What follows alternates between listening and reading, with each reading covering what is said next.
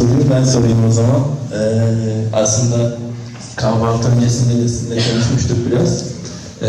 Stefan Bernet'le ilgili antisemitist görüşlere sahip olduğuna dair işte bir şaya ya da eleştiriler olduğunu konuşmuştuk. Siz ama bunun yanlış olduğunu, onun esas olarak mahkum ettiği şeyin bir tür milliyetçilik olduğunu söylemiştiniz. Bu konuyu biraz açabilir misiniz? Özellikle bu konuda tereddütler olan insanlarla ilgili olarak da belki sizin izahınız epeyce önemli olabilir. Tabii, memnuniyetle. Şimdi şunu anlamak lazım. Fransa gibi bir ülkede antisyonist bir tavır sergilediğiniz zaman artık Stefan Bernet'in medyatik olarak söylüyordu, antisemitizm olarak algılanıyor. Yani İsrail'i eleştiriyorsunuz, Siyonizmi eleştiriyorsunuz ve otomatik olarak sizleri antisemit olarak adlandırıyorlar. Hatta bunu yasallaştırdılar. Antisyonizm eşittir antisemitizm Fransa'da. Hiçbir şekilde Stefan Yahudi karşı değil, kesinlikle değil. Yani onun dinlerle, dillerle, ırklarla falan hiçbir derdi yoktu yani kesinlikle. Özel hayatında da yani zaten konuşurken hiçbir şekilde küfür konuşmazdı yani herhangi bir din, bir millet vesaire yani tamamen ırkçılığa karşı bir insandı. Fakat Fransa'da Dieudonné de yanımızda aynı keza Dieudonné bundan 15 küsur yıl önce bir televizyon programında Fransa'da çıkıp bir sketch yapıyor. Yani bir komik bir sketch yapıyor. O sketch esnasında İsrailli kolonları orada eleştiriyor aslında. Onlara bir nevi alay ediyor. Ve bu skeçten ötürü tamamen kariyerine son veriliyor. Medyatik olarak her yönüyle. Stefan'ın başına da gelen budur. Yani Stefan bile kalkıp yani Yahudileri niye eleştirsin? Yahudi dostları vardı. Hem yanıma gelen 2 hafta önce onun yakın bir piyanist arkadaşı vardı. Yahudi kendisi gelirken balkonda Tevrat'ın bazı bölümlerini okudu. Hatta Stefan'ın bazı bestelerini çalacaktı. Böyle bir projeleri vardı. İstanbul'da böyle bir kayıtlar yapılacaktı. Bu mümkün olmadı.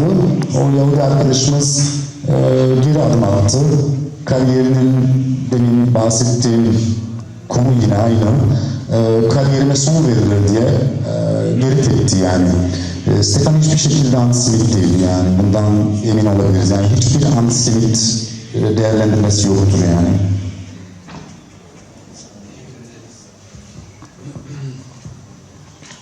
C'est une excellente question et l'occasion m'est donnée de dire qu'effectivement Stéphane n'était pas antisémite, c'était un homme de paix, il n'avait aucune haine en lui, il était simplement amoureux de la vérité et il était solidaire des peuples opprimés et donc du peuple de Palestine.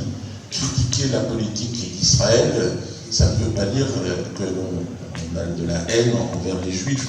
Et je pense que l'idée aurait été, au contraire, au travers de notre travail artistique, de pouvoir rassembler tous ces peuples, que ce soit des artistes israéliens, des artistes palestiniens, là où les politiques, là où les militaires n'arrivent pas à trouver d'issue, peut-être que les artistes, eux, peuvent trouver une façon de s'entendre.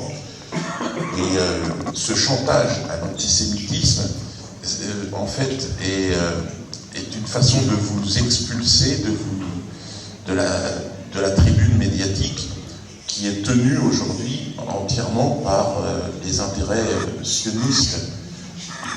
Stéphane n'était pas raciste, j'en suis la preuve, je suis moi-même d'origine africaine. Il était blanc, mais il n'avait aucun problème avec les Noirs, avec les Arabes, Stéphane n'avait aucune virgule de racisme en lui. c'était juste un homme qui était attaché à la vérité, encore une fois, et à l'élégance, au raffinement, à la beauté. C'était un artiste complet. Et le traité d'antisémite, c'est vraiment, encore une fois, un argument politique pour le salir, pour faire de lui un être abject qui aurait eu de la haine envers je ne sais qui. Non, il n'avait aucune haine en lui, Stéphane, il n'avait que l'envie de partager, de rassembler. Le traité d'antisémite, c'est vraiment se tromper sur son cas. Oui, je tiens à rappeler que Stéphane Bulet était le disciple de Byron Janis, qui était un pianiste, je crois qu'il est encore en vie d'ailleurs, et il était resté en bon terme avec lui. Et bon, cette accusation d'antisémitisme, c'est une sorte de... donc nos ennemis nous valident notre importance en fait, parce que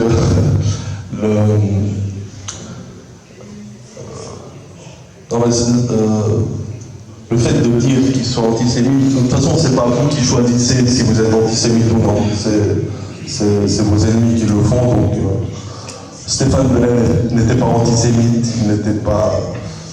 de toute façon cette accusation d'antisémitisme est un fantasme lié à une race, car les juifs blonds aux yeux bleus ashkénazes n'ont plus rien à voir avec les peuples sémites du Moyen-Orient. Donc c'est une accusation totalement fallacieuse. Et pour terminer, je pense que c'est l'occasion quand même de mettre un point final à cette accusation d'antisémitisme. Je pense que Stéphane aimait les hommes, il aimait les juifs autant qu'il aimait les autres, et donc peut-être dire aux juifs, si un journaliste est là pour relayer, on vous aime les juifs, il n'y a pas de problème.